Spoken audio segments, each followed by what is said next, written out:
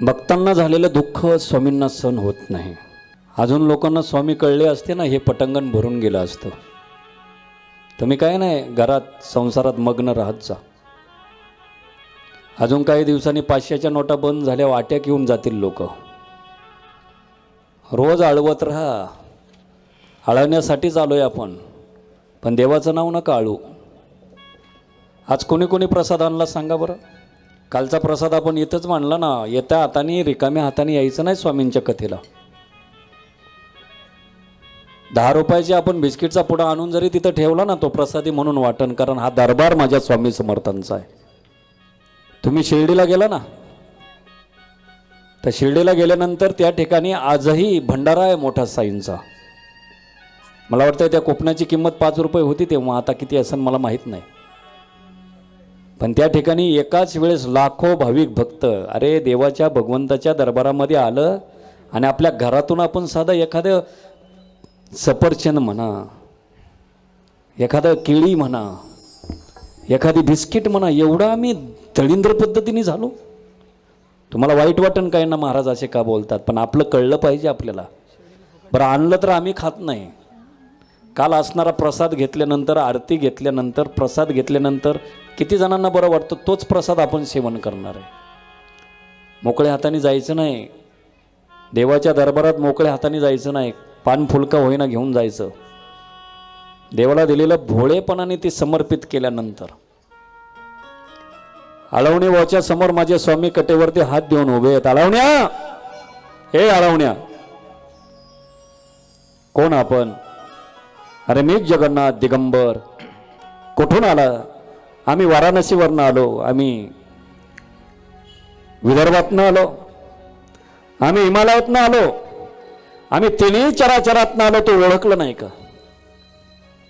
सत्पुरुष माणसांना भगवंताची लक्षणं जाणवता येतात, पण ज्याला सत्कर्मच करता येत नाही त्याला देव काय कळणार? यादवभाऊ कुठे गेले? देव आहे का नाही मला सांगा? आहे देव. आतापर्यंत आजचा श्वास दिलाय म्हणजे ह्या जगामध्ये भगवंत आहेच, आणि तो मानावाच लागल. लक्षात राहू द्या. देव आहे, देव आहे, देव आहे, देव आहे. टाळी वाजवा. देव आहे, देव आहे, देव आहे, देव आहे. देव आहे, देव आहे, देव आहे, देव आहे. सगळीकडे पहा. साईच्या मंदिरात जा, तिथं पांडुरंग दिसेल, पांडुरंगामध्ये सुद्धा साई दिसेल. 4 धाम यात्रेला जा बाबांनो.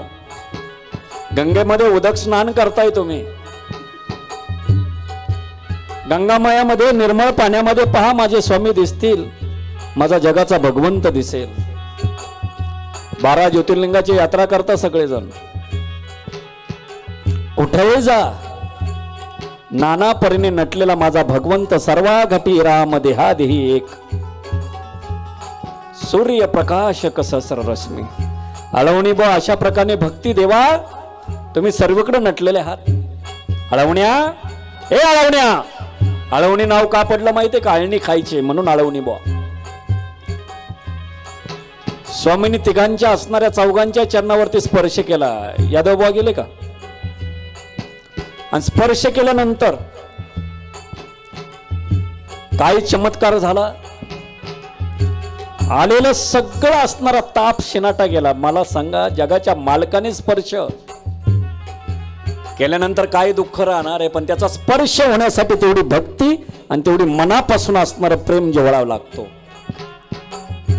कुठेही जा तुम्ही, जगामध्ये सर्वत्र फिरा, झाडाकडे सुद्धा पहा, तो परोपकार करतो. रे बाबा, थकलाच का? माझ्या झाडाखाली ये, सावली घे.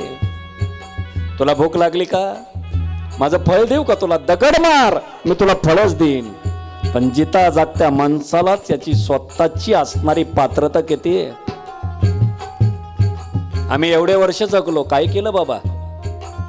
काही लोक म्हणतात 80 वर्ष जगलो, काय केलं? प्रॉपर्टी कमवली, याच्यावरती काय? आळवणी बा सत्य मार्गावर चालले, माझ्या स्वामींनी जगन्नाथपुरीमध्ये दर्शन दिलं. अरे ओट आळवणी, मी नरसिंह भान दत्त दिगंबर, ओळखलं नाही मला? चौघांनी स्वामींचं असणारं दर्शन घेतलं. काही चमत्कार माहितीये का? भुकेलेल्याला अन्न द्यावं. 7 दिवसाचे उपाशी काय बाबांनो? काय पाहिजे तुम्हाला? तुम्ही अनाथ आहात, अनाथांचे नाथ आहे माय जगन्नाथ बाप जगन्नाथ. अनाथाचा नाथ जनार्दन.